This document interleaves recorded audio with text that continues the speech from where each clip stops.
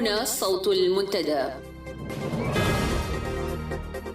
صوت المنتدى بث إذاعي يأتيكم يومي الأربعاء والسبت من كل أسبوع، وفي الأوقات من 8 إلى 9 مساء أيام الأربعاء، ومن 9 إلى 10 مساء أيام السبت بتوقيت إريتريا.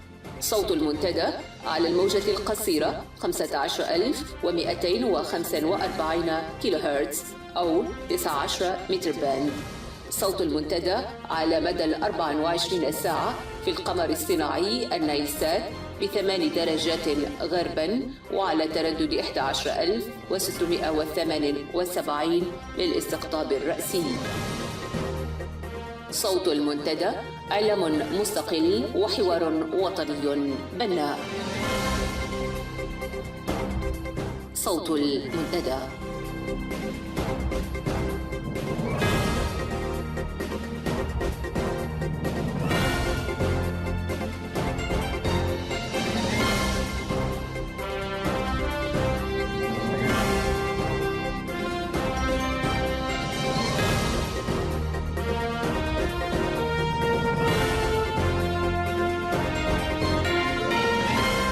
أهلا ومرحبا بكم مستمعي ومستمعات صوت المنتدى. أسعد الله مساءكم وسائر أوقاتكم. هذا أنا صلاح محمد زين الذي سأرافقكم في ساعة اليوم الأربعاء 14 من أكتوبر، الموافق لليوم الأول من شهر محرم للعام الهجري الجديد 1437، جعله الله عام خير وبركة وأمن وسلام، عام يكتب فيه الخلاص لشعبنا من ظلم وظلمات الطغيان والاستبداد.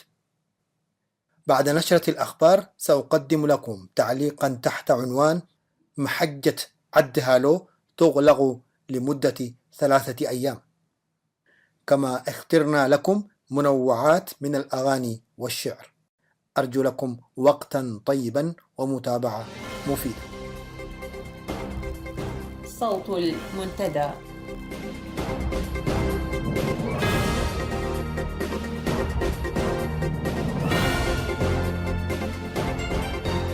هذه نشرة الأخبار أستهلها بأبرز العناوين: مصادرة أجهزة حاسوب ممنوحة للطلاب، استمرار عمليات اعتقال واختفاء القيادات العسكرية، وحالة عدم الثقة تسود في أوساط أفراد وقادة قوات الدفاع الإريترية، ظهور مجموعات مسلحة في مناطق القاش، السودان يسلم عصابة أسمرة ضابطين إريتريين لجأ إليه، مجلس الأمن الدولي يناقش الاتهامات الموجهة إلى زمرة أسمرة والخاصة بزعزعة الأمن الإقليمي.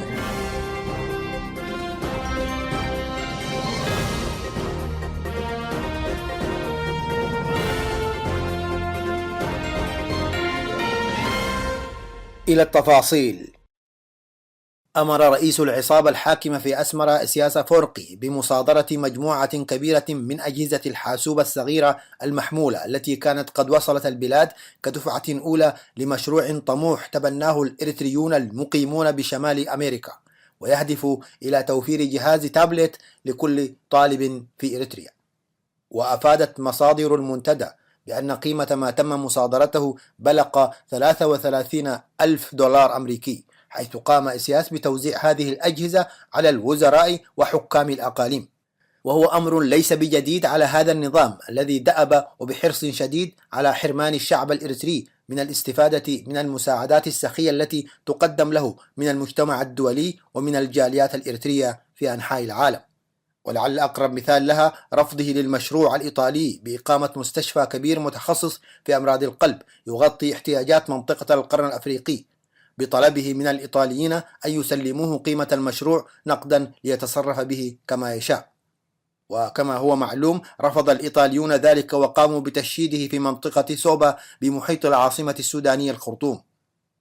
في هذا الإطار توجه في الأسبوع الماضي أحد أركان نظامه وهو اللواء رمضان الأولياي إلى روسيا لإجراء الفحوصات وتلقي العلاج هناك.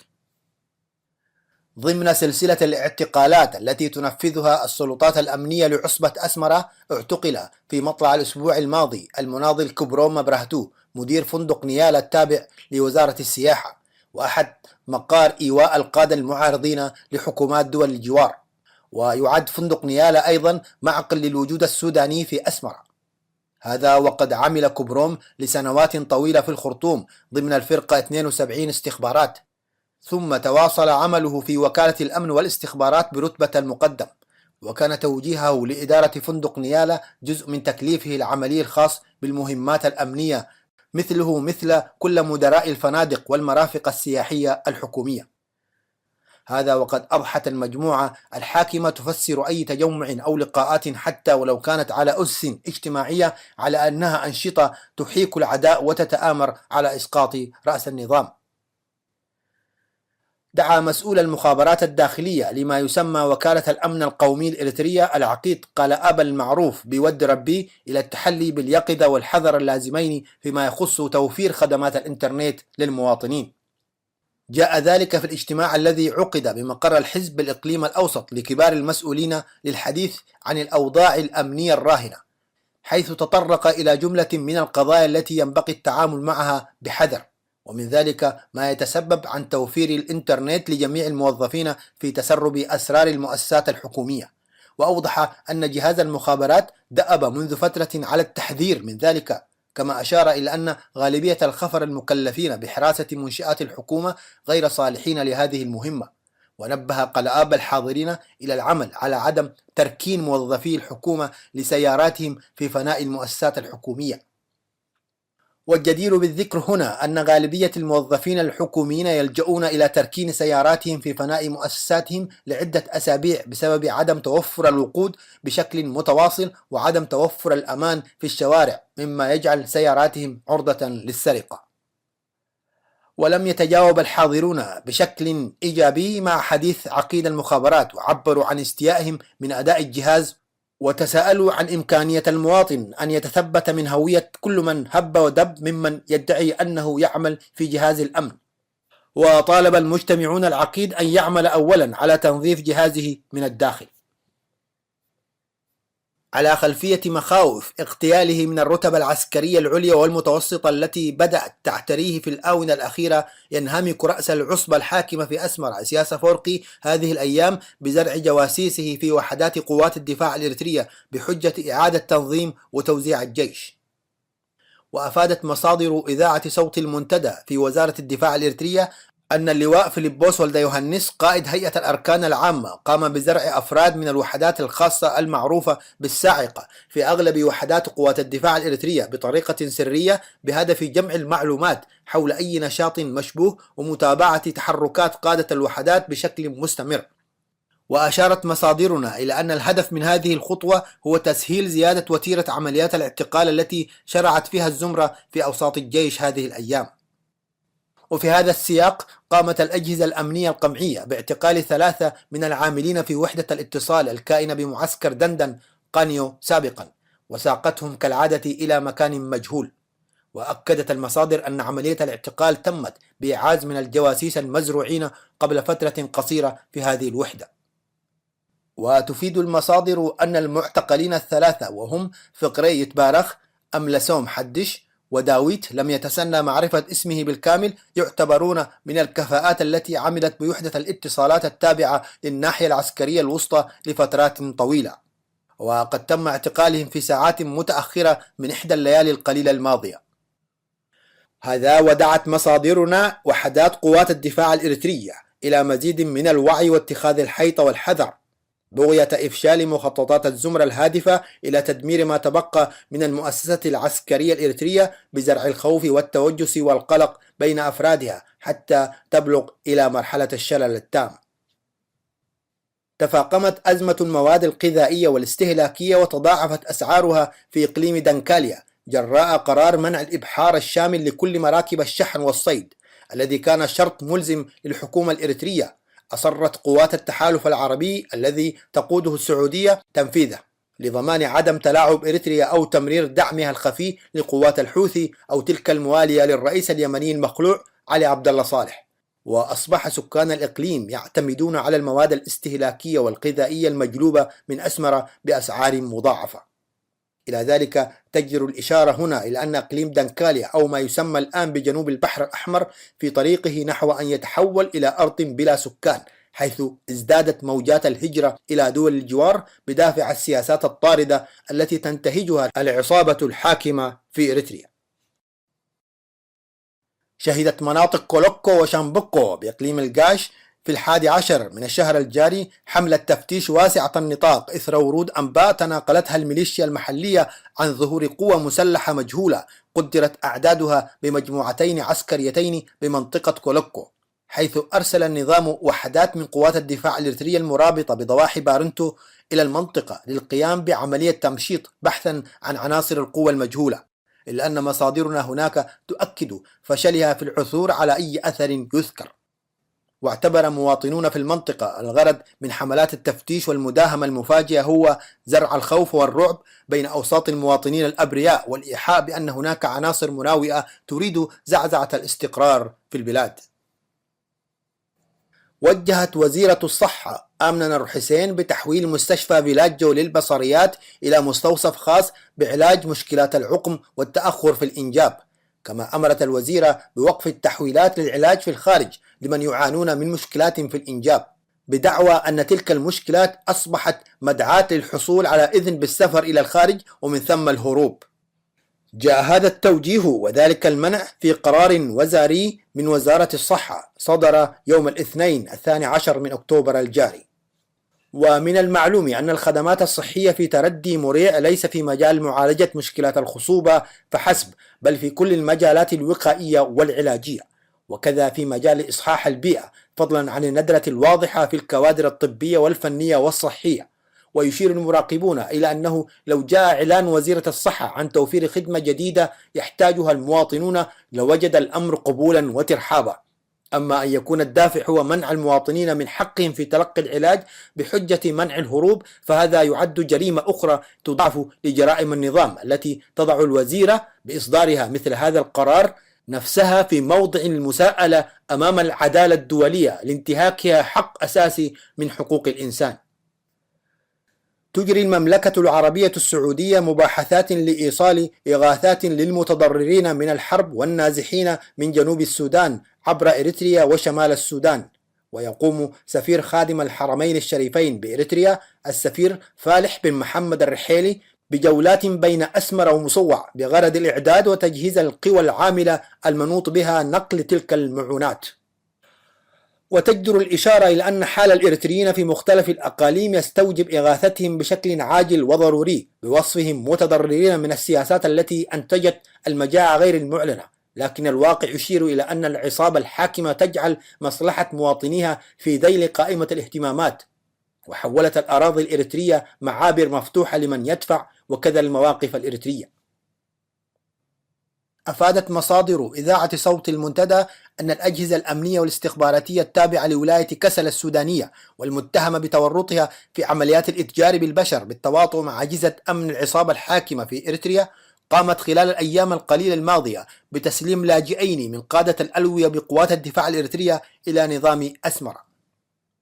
وكان الرائد كفليسوس طعوم والنقيب الأزار كستي قد فرا من إريتريا في 7 من الشهر الجاري وسلما أنفسهما إلى السلطات السودانية التي أودعتهما في مركز حماية ذوي الحالات الخاصة والتابع للمفوضية السامية للاجئين والكائن بالقرب من مدينة القربة السودانية.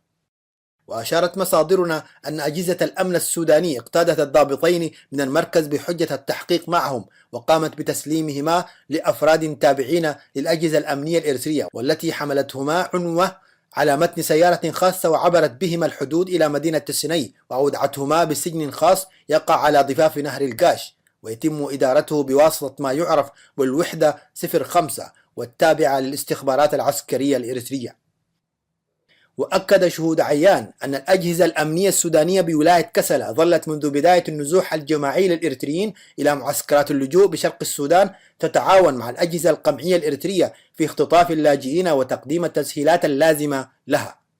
كما أكدت أن أغلب الموظفين بالهيئات الأممية العاملة في معسكرات اللجوء يمارسون الفساد بكل أنواعه على مرأى ومسمع المسؤولين، مما ساعد ذلك على تواتر عمليات الخطف، سواء تلك التي تقوم بها أجهزة العصابة الحاكمة في أسمرة أو العصابات الإجرامية المنهمكة في تجارة البشر أو في تجارة الأسلحة غير الشرعية التي تجري على حدود البلدين.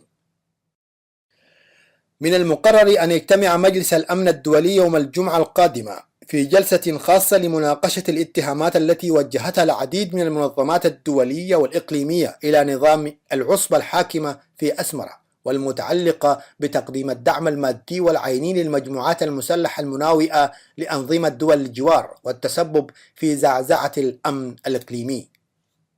وحسب العديد من المراقبين لشؤون القرن الإفريقي، من المتوقع أن يصدر المجلس خلال جلسته قرارات أكثر تأثيرا تؤدي إلى تشديد العقوبات المفروضة على العصبة منذ عام 2009، حيث سيستمع المجلس إلى تقرير لجنة المتابعة الخاصة بالصومال وإريتريا المنبثقة من المجلس والحقائق التي يحملها هذا التقرير عن تسليح أسمرة للمجموعات المعارضة لأنظمة دول الجوار مثل ما تسمى بجنبوت سبات وجبهة تحرير أوغادين والحركة الديمقراطية لشعب تيغراي دمحيت وغيرها من المجموعات المسلحة، مما يتسبب ذلك في زعزعة الأمن وتقويض الاستقرار في منطقة القرن الأفريقي. وتشير الأخبار الواردة من أسمرة إلى أن العصابة الحاكمة تعيش في حالة قلق شديد نتيجة للحقائق التي يحملها تقرير لجنة المتابعة حول الصومال وإريتريا لعام 2014، والتي ظل النظام طوال الفترة الماضية يقدم اعتراضاته حولها لتوثيقها لحقائق تؤكد تورطه بشكل واضح في زعزعة الأمن والاستقرار في المنطقة. ويدعو القرار رقم 1907 لسنة 2009 والصادر من مجلس الأمن إلى ضرورة توقف إريتريا من تقديم الدعم للمجموعات المعارضة لدول الجوار، والتي تتسبب في حالة اللا استقرار التي تشهدها منطقة القرن الأفريقي. كما يدعو وبشكل واضح إلى توقف العصبة الحاكمة في أسمرة فورا عن استضافة وتدريب وتأطير وتمويل وتشجيع هذه المجموعات. ويتوقع المراقبون أن يتخذ المجلس قرارات رادعة نتيجة لاحتواء تقرير لجنة المتابعة حول الصومال وإريتريا لحقائق توضح انتهاكات نظام أسمرة لقرارات مجلس الأمن الدولي. وعلى صعيد آخر، تبنى مجلس الأمن الدولي يوم الجمعة الماضية 9 أكتوبر تقريرا يدعم تحركات الدول والمنظمات الإقليمية لمنع عمليات النقل غير الشرعي للمهاجرين من ليبيا إلى سواحل أوروبا.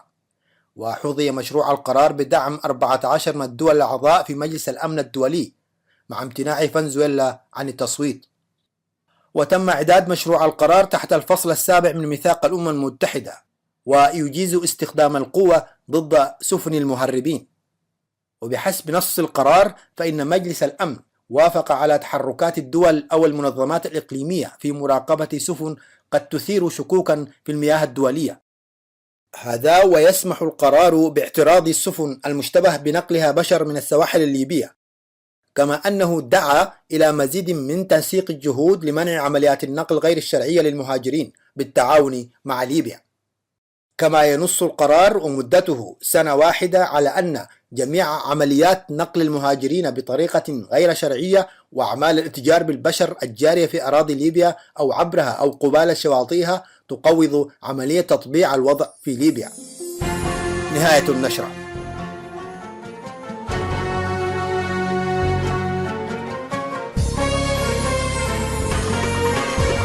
يا سجان اتكسر جيدك سنازينك لامت ايدك، يا سجان اتكسر جيدك سنازينك لامت ايدك، واسوارك واسلاك الشوق ظلك عارك هي تزيدك، يا سجان اتكسر جيدك يا سجان اتكسر جيدك سنازينك لامت ايدك، واسوارك واسلاك الشوق ذلك عارك هي تزيدك.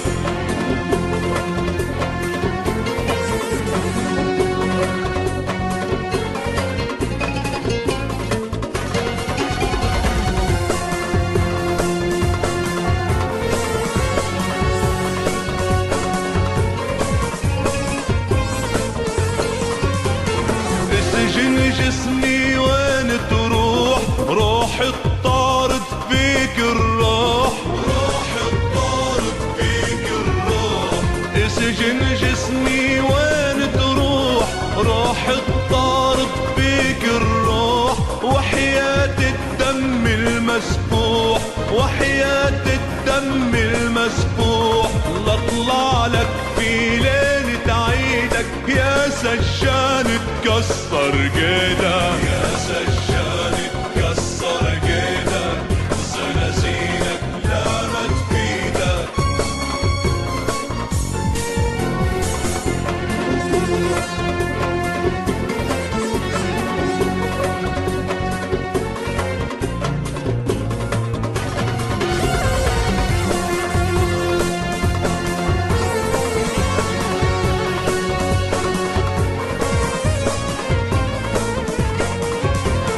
سجاني واهم إن فكر إن عزيمة رح تتكسر، إن عزيمة رح تتكسر. سجاني واهم إن فكر إن عزيمة رح تتكسر. أنا مغروس بخصرك خنجر، أنا مغروس بخصرك خنجر. ما تقدر تخلعني بإيدك يا سجان تكسر قيدك، يا سجان تكسر قيدك، زنازينك لامت بيدك.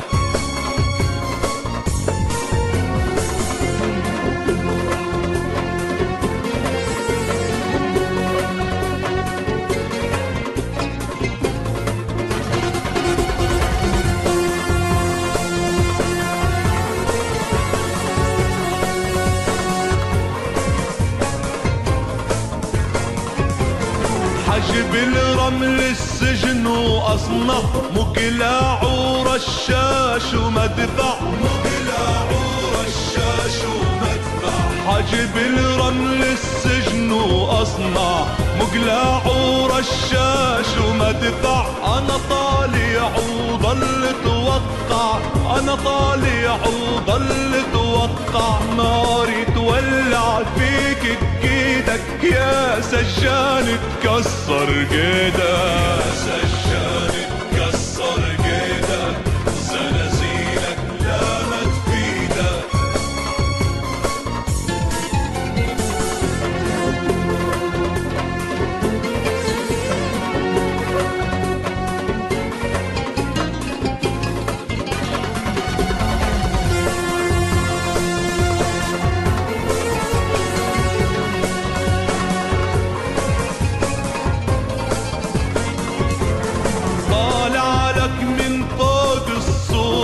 نازل لك من تحت الدور، نازل لك من تحت الدور.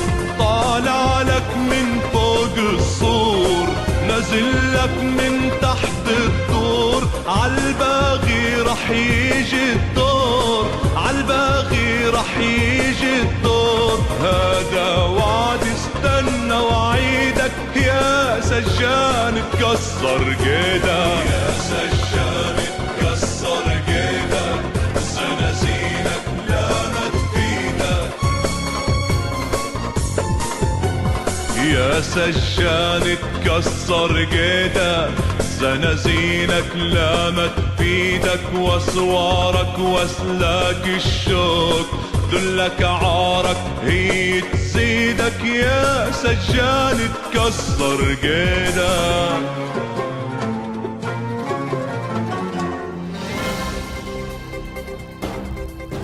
صوت المنتدى.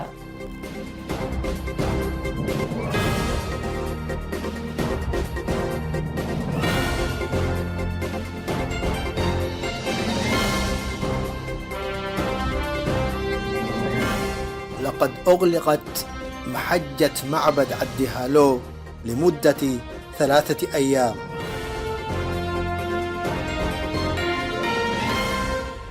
كان هذا هو التعليق الطريف الساخر الذي أطلقه سكان العاصمة أسمرة على الزيارة الأخيرة التي قام بها الدكتاتور إسياس أفورقي إلى دولة قطر. وقد انتشرت هذه الطرفة بين سكان أسمرة من باب التهكم على تأثير تلك الزيارة على بعض فئات شعبنا التي تبحث عن حلول فردية لبعض مشاكلها الحياتية. فتتكبد الكثير من العناء لمقابلة الدكتاتور إسياس في مقره الجديد بقرية عدهالو، في محاولة تقليد ممسوخة لنهج الإمبراطور الإثيوبي البائد هيلي سلاسي لحل قضايا الناس على نمط أباطرة القرون الوسطى. يحرص الطاغية أفورقي في هذه الأيام على الاستمتاع بمشهد تدافع جموع معوقي الحرب والنساء من أصحاب المظالم الذين يتدفقون على مقره الجديد في قرية عدهالو، حيث يضطر هؤلاء إلى الوصول إلى هناك بعد مكابدة قاسية مع أزمة المواصلات الطاحنة التي يرزح تحتها شعبنا في الوطن، بل أنهم يضطرون إلى مواصلة الرحلة على أرجلهم تسندهم عصاياهم، بينما يتخبط المكفوفين منهم على جنبات الطريق الوعر الذي يوصل إلى تلك القرية النائية التي أصبح يلجأ إليها الطاغية هربا من حالة الإحباط المدمر التي يعاني منها بسبب الفشل التام الذي لحق بكل برامجه العشوائية، والتي يصر أن يكون هو مهندسها في كل تفاصيلها الدقيقة. وقد تجلى هذا الفشل في كل مظاهر الحياة، فأصبحت كل أنحاء البلاد تغرق دوما في ظلام دامس، وتعاني الأمرين من عدم توفر مياه الشرب وعدم توفر العلاج وتدهور التعليم وغلاء الأسعار وتفاقم الوضع بانغماس النظام، بل بالأحرى تحوله إلى محرك أساسي للسوق السوداء في البلاد، حيث تهيمن مؤسسات الحزب الحاكم المعروفة بالهدف على السوق السوداء لصرف العملات الأجنبية وعلى تجارة الترانزيت الزائفة من مصوع إلى تسني.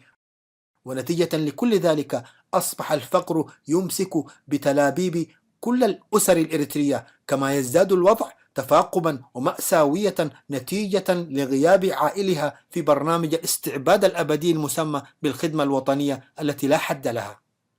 وكما جلس الإمبراطور الروماني نيرون المجنون يتفرج بسعادة غامرة على حريق مدينة روما في العصور السحيقة، فإن نيرون إريتريا أصبح يستمتع بالتفرج على تذلل أبطال التحرير، ويحرص على متابعة مشهد تدافعهم والتدخل في بعض الأحيان لحث حراسه على قبول أوراق الشكاوي، وكأنه ليس له يد في معاناتهم ومعاناة كل أبناء الشعب الإريتري الذي يعاني الأمرين بسبب سياساته المزاجية التي لا علاقة لها بالمسؤولية والالتزام الوطني الذي يفرضه عليه منصبه، حيث أصبح يدير البلاد وكأنها ملكية خاصة له، فهيمن بشكل شخصي على كل موارد البلاد من العملات الصعبة، وأصبحت وزارة المالية والبنك الوطني مؤسسات اسمية لا كلمة لها في رسم السياسة المالية ولا تصريف الموارد، بل أنها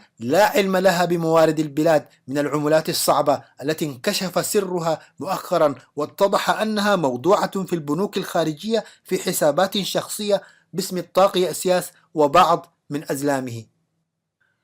ومن المؤسف حقا أن إريتريا التي حققت إنجازات الحرية والاستقلال بفضل البطولات والتضحيات الجسورة لكافة أبناء شعبنا سرق نصرها هذا على يد زمرة عصابة إسياس وأزلامه، وتحول حلم الحرية والاستقلال إلى كابوس ثقيل. وأصبح حلم كل إريتري اليوم هو أن يهرب من هذا الوطن الجميل ليحظى بأبسط الحقوق البشرية في المهجر، مثل حرية الحركة والعمل والتعليم، وحرية تربية الأبناء ورسم مستقبلهم، والحقوق الأساسية التي ينعم بها الناس في البلدان الأخرى حتى في ظل الأنظمة الشمولية الموغلة في البطش.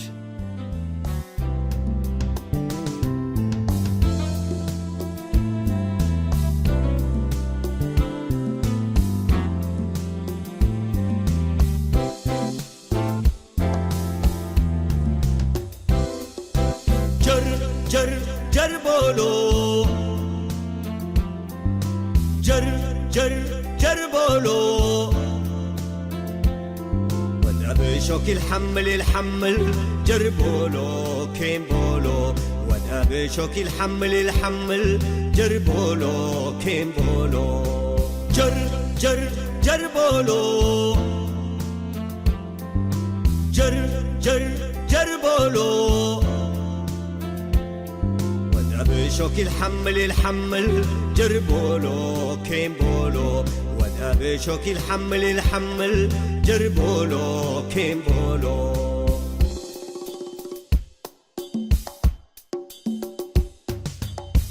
شبابنا تبقسوا كأرونا بوداي شبابنا تبقسوا كأرونا بوداي هقيا حمقت يهو وتقبلوا سكاي سلاح زور وقلم تاريخ كتب بأدماي حتى نيده هقيانا قيدني دو السناي حتى نيده هقيانا قيدني دو السناي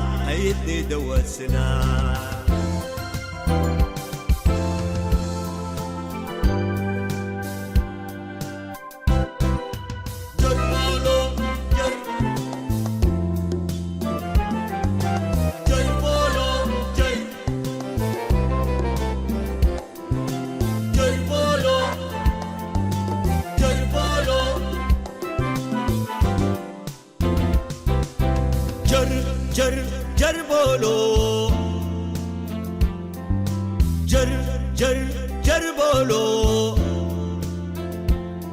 ودابشوك الحمل جربولو كيمبولو ودابشوك الحمل جربولو كيمبولو جربولو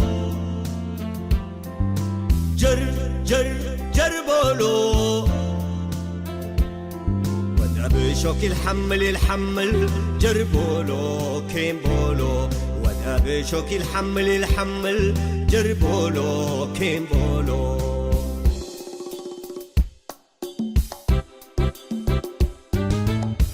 لبا قاعدي والدولة ساقم لسنة ولا آكي لبا قاعدي والدولة ساقم لسنة ولا آكي وانت اقل اتاكاي لا تمكره تتهاقي قبيو حسركه لا ما حزق النيدي ايت الطعم هقاقيد حدك فتنيتي دي ايت الطعم هقاقيد حدك فتنيتي دي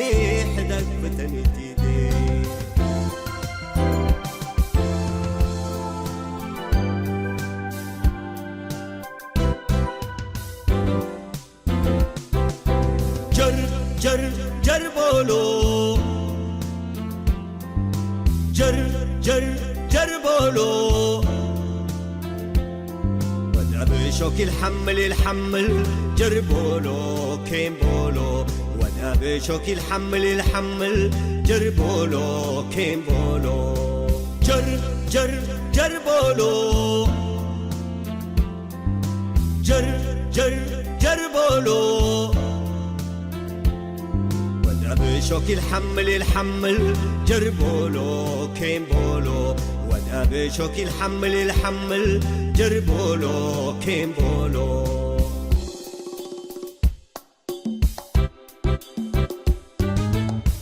اللي فاشل سياسي زرقة بأطوارو اللي فاشل سياسي زرقة بأطوارو هوت ملو حزته هيب منه مقارو شعب قرار كل يوم حزت صبح ودرارو جربوا له كم كلب نادت لك بدفاترو جربوا له كم كلب نادت لك بدفاترو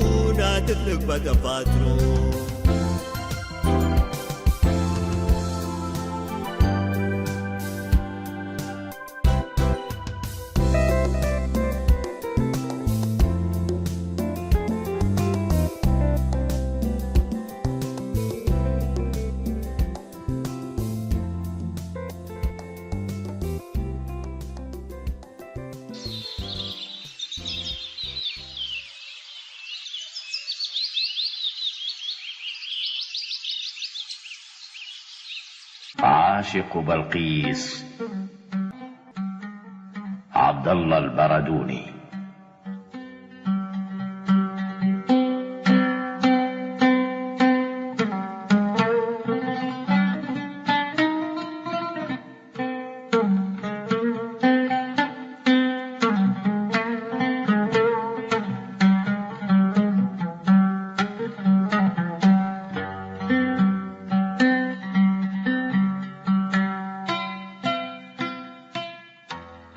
القصيدة بعنوان غير ما في القلوب. أقول ماذا يا ضحى يا غروب، في القلب شوق غير ما في القلوب، في القلب غير البغض غير الهوى، فكيف أحكي يا ضجيج الدروب.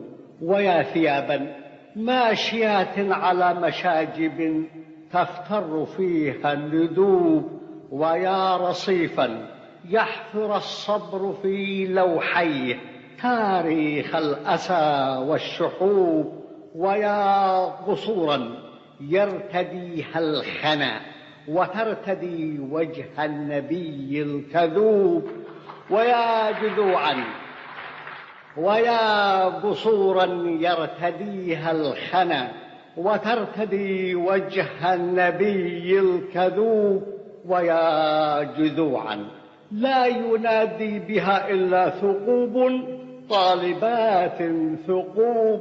أقول ماذا ويا باعة التجميل، يا باعة التجميل هذه الحلى تهدي إلى ما تحتها من عيوب. أقول ماذا يا نسيم الصبا، أقول ماذا يا رياح الجنوب. الحرف يحسو قيئه في فمي والصمت أقسى من حساب الذنوب، وهذه الأحلام تغوي كما تراوغ الأعمى عجوز لعوب.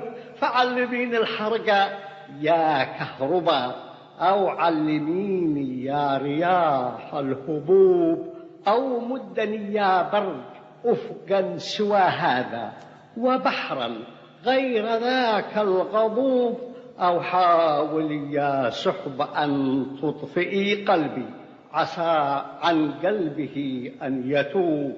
من أغسق الأيام يا ريح، هل تدري الثريا أي مسرا تجوب؟ كل المدى أيد ذبابية صفائح مكسوة بالقطوب، حوائط تغدو وتسري كما تأتي على ريح الجفاف السهوب، وقبرات حوم تجتدي سنابلا يحوين غير الحبوب. يا كل من جار تناسى الطوى، لا تزعج القحط الأكول الشروب. تقول ماذا عل قلب الثرى أضمى إلى غير السحاب السكوب. هل في الربا يا شمس غير الربا؟ هل للكوى معنى خبيء الجيوب؟ والسفح هل فيه سواه؟ وهل في الورد غير اللون غير الطيوب؟ والشمس هل في طيها غيرها فترحل الأولى وأخرى تؤوب؟ والشمس هل في طيها غيرها فترحل الأولى وأخرى تؤوب؟ يا شمس هل يدري الدجى والضحى من علم المنشود فن الهروب؟ كل له مأساته لا أرى فرقا ولكن المآسي ضروب. هل يسمع الإسفلت أوجاعه أو هل يرى سر الزحام الدؤوب؟ وهل يحس المرسيدس الذي يزجي لأضنى اللحم أقوى النيوب؟ هل للمواني أمنيات ترى تلك الوجوه الباديات اللغوب؟ هل تنتوي الشطآن تسعى إلى مراكب العانين وقت الركوب؟ لكل طاف باطن راسب سيرسب الطافي ويطفو الرسوب، يا كل آت ما أتى مرة خذني وأربعني جديد الوثوب، واختر طريقا ما رآه الذي عن كل مدعو وداع ينوب في القلب شيء ما له سابق، وفيه أخفى من نوايا الغيوب، فيه أمان غير كل المنى، فيه شعوب غير هذه الشعوب، لم لا يذوب القلب من ما به كم ذاب، لكن فيه ما لا يذوب، رصاصة تعنى بإسكاته ما أسكتت ما فيه، حتى الحروب يهتز للنيران تجتاحه مرددا كل كريم طروب.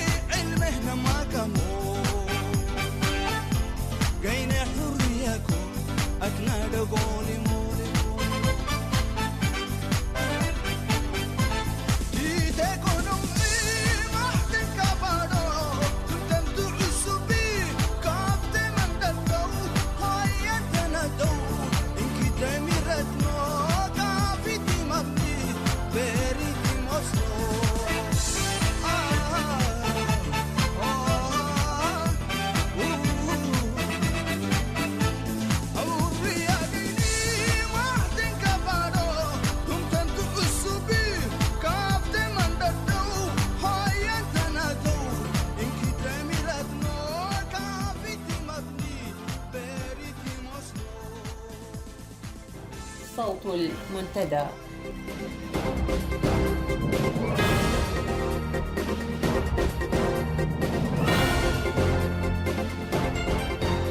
هذه نشرة الأخبار أستهلها بأبرز العناوين: مصادرة أجهزة حاسوب ممنوحة للطلاب، استمرار عمليات اعتقال واختفاء القيادات العسكرية، وحالة عدم الثقة تسود في أوساط أفراد وقادة قوات الدفاع الإريترية، ظهور مجموعات مسلحة في مناطق القاش، السودان يسلم عصابة أسمرة ضابطين إريتريين لجأ إليه، مجلس الأمن الدولي يناقش الاتهامات الموجهة إلى زمرة أسمرة والخاصة بزعزعة الأمن الإقليمي.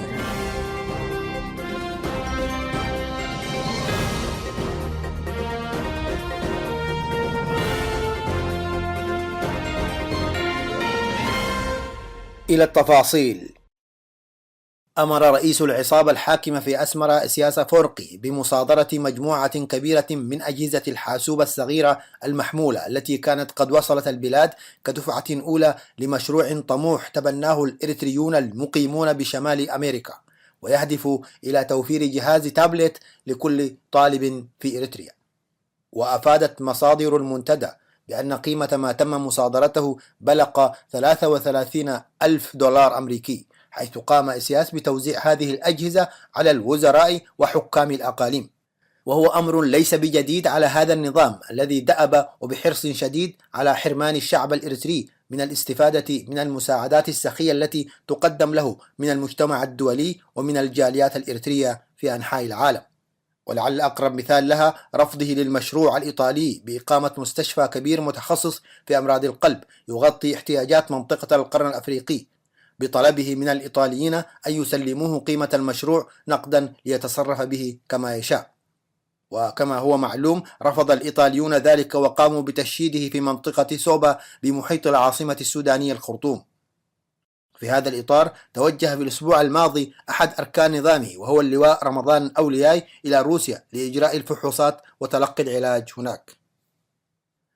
ضمن سلسلة الاعتقالات التي تنفذها السلطات الأمنية لعصبة أسمرة، اعتقل في مطلع الأسبوع الماضي المناضل كبروم مبرهتو مدير فندق نيالا التابع لوزارة السياحة وأحد مقار إيواء القادة المعارضين لحكومات دول الجوار، ويعد فندق نيالا أيضا معقل للوجود السوداني في أسمرة.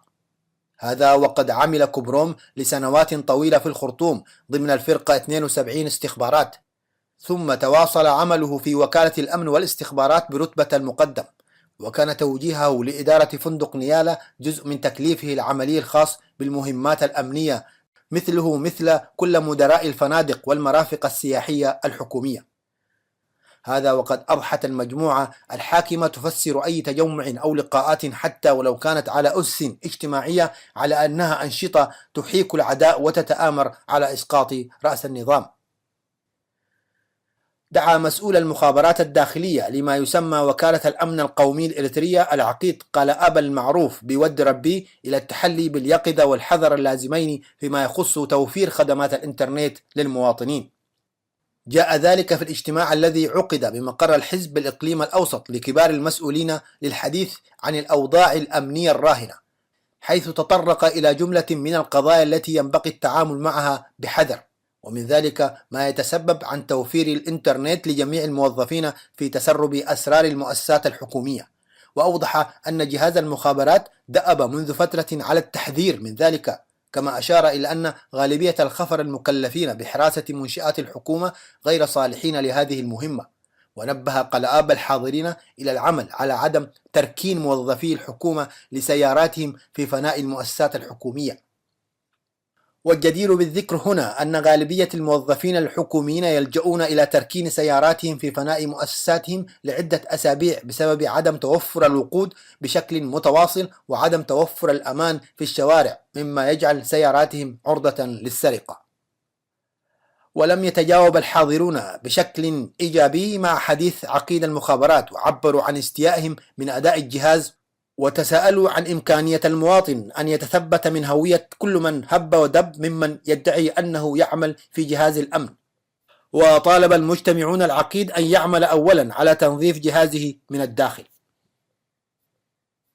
على خلفية مخاوف اغتياله من الرتب العسكرية العليا والمتوسطة التي بدأت تعتريه في الآونة الأخيرة، ينهمك رأس العصبة الحاكمة في أسمرة إسياس أفورقي هذه الأيام بزرع جواسيسه في وحدات قوات الدفاع الإريترية بحجة إعادة تنظيم وتوزيع الجيش. وأفادت مصادر إذاعة صوت المنتدى في وزارة الدفاع الإريترية أن اللواء فيليبوس ولد يوهنس قائد هيئة الأركان العامة قام بزرع أفراد من الوحدات الخاصة المعروفة بالساعقة في أغلب وحدات قوات الدفاع الإريترية بطريقة سرية بهدف جمع المعلومات حول أي نشاط مشبوه ومتابعة تحركات قادة الوحدات بشكل مستمر. وأشارت مصادرنا إلى أن الهدف من هذه الخطوة هو تسهيل زيادة وتيرة عمليات الاعتقال التي شرعت فيها الزمرة في أوساط الجيش هذه الأيام. وفي هذا السياق قامت الأجهزة الأمنية القمعية باعتقال 3 من العاملين في وحدة الاتصال الكائنة بمعسكر دندن قانيو سابقا، وساقتهم كالعادة إلى مكان مجهول. وأكدت المصادر أن عملية الاعتقال تمت بإعاز من الجواسيس المزروعين قبل فترة قصيرة في هذه الوحدة. وتفيد المصادر أن المعتقلين 3 وهم فقري يتبارخ، أملسوم حدش، وداويت لم يتسنى معرفة اسمه بالكامل، يعتبرون من الكفاءات التي عملت بوحدة الاتصالات التابعة للناحية العسكرية الوسطى لفترات طويلة. وقد تم اعتقالهم في ساعات متأخرة من إحدى الليالي القليلة الماضية. هذا ودعت مصادرنا وحدات قوات الدفاع الإريترية إلى مزيد من الوعي واتخاذ الحيطة والحذر بغية إفشال مخططات الزمرة الهادفة إلى تدمير ما تبقى من المؤسسة العسكرية الإريترية بزرع الخوف والتوجس والقلق بين أفرادها حتى تبلغ إلى مرحلة الشلل التام. تفاقمت أزمة المواد الغذائية والاستهلاكية وتضاعفت أسعارها في إقليم دنكاليا جراء قرار منع الإبحار الشامل لكل مراكب الشحن والصيد الذي كان شرط ملزم للحكومة الإريترية. أصرت قوات التحالف العربي الذي تقوده السعودية تنفيذه لضمان عدم تلاعب إريتريا أو تمرير دعمها الخفي لقوات الحوثي أو تلك الموالية للرئيس اليمني المخلوع علي عبد الله صالح. وأصبح سكان الإقليم يعتمدون على المواد الاستهلاكية والغذائية المجلوبة من أسمرة بأسعار مضاعفة. إلى ذلك تجدر الإشارة هنا إلى أن إقليم دنكاليا أو ما يسمى الآن بجنوب البحر الأحمر في طريقه نحو أن يتحول إلى أرض بلا سكان، حيث ازدادت موجات الهجرة إلى دول الجوار بدافع السياسات الطاردة التي تنتهجها العصابة الحاكمة في إريتريا. شهدت مناطق كولوكو وشامبوكو بإقليم القاش في 11 من الشهر الجاري حملة تفتيش واسعة النطاق إثر ورود أنباء تناقلتها الميليشيا المحلية عن ظهور قوة مسلحة مجهولة قدرت أعدادها بمجموعتين عسكريتين بمنطقة كولوكو، حيث أرسل النظام وحدات من قوات الدفاع الإريترية المرابطة بضواحي بارنتو إلى المنطقة للقيام بعملية تمشيط بحثا عن عناصر القوة المجهولة، إلا أن مصادرنا هناك تؤكد فشلها في العثور على أي أثر يذكر.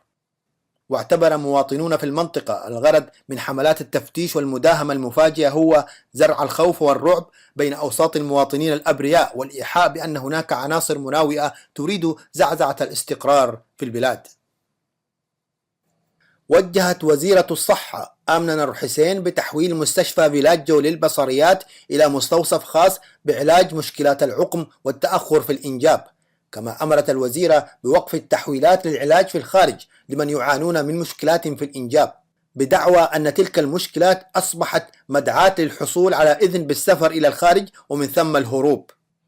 جاء هذا التوجيه وذلك المنع في قرار وزاري من وزارة الصحة صدر يوم الاثنين 12 من أكتوبر الجاري. ومن المعلوم أن الخدمات الصحية في تردي مريع ليس في مجال معالجة مشكلات الخصوبة فحسب، بل في كل المجالات الوقائية والعلاجية، وكذا في مجال إصحاح البيئة، فضلا عن الندرة الواضحة في الكوادر الطبية والفنية والصحية. ويشير المراقبون إلى أنه لو جاء إعلان وزيرة الصحة عن توفير خدمة جديدة يحتاجها المواطنون لوجد الأمر قبولا وترحابا، أما أن يكون الدافع هو منع المواطنين من حقهم في تلقي العلاج بحجة منع الهروب فهذا يعد جريمة أخرى تضاعف لجرائم النظام التي تضع الوزيرة بإصدارها مثل هذا القرار نفسها في موضع المساءلة أمام العدالة الدولية لانتهاكها حق أساسي من حقوق الإنسان. تجري المملكة العربية السعودية مباحثات لإيصال إغاثات للمتضررين من الحرب والنازحين من جنوب السودان عبر إريتريا وشمال السودان.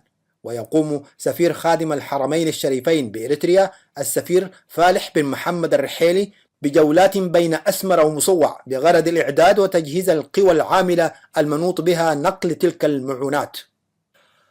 وتجدر الإشارة إلى أن حال الإريتريين في مختلف الأقاليم يستوجب إغاثتهم بشكل عاجل وضروري بوصفهم متضررين من السياسات التي أنتجت المجاعة غير المعلنة، لكن الواقع يشير إلى أن العصابة الحاكمة تجعل مصلحة مواطنيها في ذيل قائمة الاهتمامات، وحولت الأراضي الإريترية معابر مفتوحة لمن يدفع وكذا المواقف الإريترية. أفادت مصادر إذاعة صوت المنتدى أن الأجهزة الأمنية والاستخباراتية التابعة لولاية كسل السودانية والمتهمة بتورطها في عمليات الإتجار بالبشر بالتواطؤ مع أجهزة أمن العصابة الحاكمة في إريتريا قامت خلال الأيام القليلة الماضية بتسليم لاجئين من قادة الألوية بقوات الدفاع الإريترية إلى نظام أسمرة. وكان الرائد كفليسوس طعوم والنقيب الأزار كستي قد فرا من إريتريا في 7 من الشهر الجاري وسلما أنفسهما إلى السلطات السودانية التي أودعتهما في مركز حماية ذوي الحالات الخاصة. والتابع للمفوضية السامية للاجئين والكائن بالقرب من مدينة القربة السودانية. وأشارت مصادرنا أن أجهزة الأمن السوداني اقتادت الضابطين من المركز بحجة التحقيق معهم، وقامت بتسليمهما لأفراد تابعين للأجهزة الأمنية الإريترية، والتي حملتهما عنوة على متن سيارة خاصة وعبرت بهما الحدود إلى مدينة السني، وأودعتهما بسجن خاص يقع على ضفاف نهر القاش، ويتم إدارته بواسطة ما يعرف بالوحدة 05 والتابعة للاستخبارات العسكرية الإريترية. وأكد شهود عيان أن الأجهزة الأمنية السودانية بولاية كسلا ظلت منذ بداية النزوح الجماعي للإريتريين إلى معسكرات اللجوء بشرق السودان تتعاون مع الأجهزة القمعية الإريترية في اختطاف اللاجئين وتقديم التسهيلات اللازمة لها. كما أكدت أن أغلب الموظفين بالهيئات الأممية العاملة في معسكرات اللجوء يمارسون الفساد بكل أنواعه على مرأى ومسمع المسؤولين، مما ساعد ذلك على تواتر عمليات الخطف، سواء تلك التي تقوم بها أجهزة العصابة الحاكمة في أسمرة أو العصابات الإجرامية المنهمكة في تجارة البشر أو في تجارة الأسلحة غير الشرعية التي تجري على حدود البلدين. من المقرر أن يجتمع مجلس الأمن الدولي يوم الجمعة القادمة في جلسة خاصة لمناقشة الاتهامات التي وجهتها العديد من المنظمات الدولية والإقليمية إلى نظام العصبة الحاكمة في أسمرة، والمتعلقة بتقديم الدعم المادي والعيني للمجموعات المسلحة المناوئة لأنظمة دول الجوار والتسبب في زعزعة الأمن الإقليمي. وحسب العديد من المراقبين لشؤون القرن الأفريقي، من المتوقع أن يصدر المجلس خلال جلسته قرارات أكثر تأثيرا تؤدي إلى تشديد العقوبات المفروضة على العصبة منذ عام 2009، حيث سيستمع المجلس إلى تقرير لجنة المتابعة الخاصة بالصومال وإريتريا المنبثقة من المجلس والحقائق التي يحملها هذا التقرير عن تسليح أسمرة للمجموعات المعارضة لأنظمة دول الجوار مثل ما تسمى بجنبوت سبات وجبهة تحرير أوغادين والحركة الديمقراطية لشعب تيغراي دمحيت وغيرها من المجموعات المسلحة، مما يتسبب ذلك في زعزعة الأمن وتقويض الاستقرار في منطقة القرن الأفريقي. وتشير الأخبار الواردة من أسمرة إلى أن العصابة الحاكمة تعيش في حالة قلق شديد نتيجة للحقائق التي يحملها تقرير لجنة المتابعة حول الصومال وإريتريا لعام 2014، والتي ظل النظام طوال الفترة الماضية يقدم اعتراضاته حولها لتوثيقها لحقائق تؤكد تورطه بشكل واضح في زعزعة الأمن والاستقرار في المنطقة. ويدعو القرار رقم 1907 لسنة 2009 والصادر من مجلس الأمن إلى ضرورة توقف إريتريا من تقديم الدعم للمجموعات المعارضة لدول الجوار، والتي تتسبب في حالة لا استقرار التي تشهدها منطقة القرن الأفريقي. كما يدعو وبشكل واضح إلى توقف العصبة الحاكمة في أسمرة فورا عن استضافة وتدريب وتأطير وتمويل وتشجيع هذه المجموعات. ويتوقع المراقبون أن يتخذ المجلس قرارات رادعة نتيجة لاحتواء تقرير لجنة المتابعة حول الصومال وإريتريا لحقائق توضح انتهاكات نظام أسمرة لقرارات مجلس الأمن الدولي. وعلى صعيد آخر، تبنى مجلس الأمن الدولي يوم الجمعة الماضية 9 أكتوبر تقريرا يدعم تحركات الدول والمنظمات الإقليمية لمنع عمليات النقل غير الشرعي للمهاجرين من ليبيا إلى سواحل أوروبا. وحظي مشروع القرار بدعم 14 من الدول الأعضاء في مجلس الأمن الدولي مع امتناع فنزويلا عن التصويت. وتم إعداد مشروع القرار تحت الفصل 7 من ميثاق الأمم المتحدة، ويجيز استخدام القوة ضد سفن المهربين. وبحسب نص القرار فإن مجلس الأمن وافق على تحركات الدول أو المنظمات الإقليمية في مراقبة سفن قد تثير شكوكا في المياه الدولية. هذا ويسمح القرار باعتراض السفن المشتبه بنقلها بشر من السواحل الليبية، كما أنه دعا إلى مزيد من تنسيق الجهود لمنع عمليات النقل غير الشرعية للمهاجرين بالتعاون مع ليبيا. كما ينص القرار ومدته 1 سنة على أن جميع عمليات نقل المهاجرين بطريقة غير شرعية وأعمال الاتجار بالبشر الجارية في أراضي ليبيا أو عبرها أو قبالة شواطئها تقوض عملية تطبيع الوضع في ليبيا. صوت المنتدى.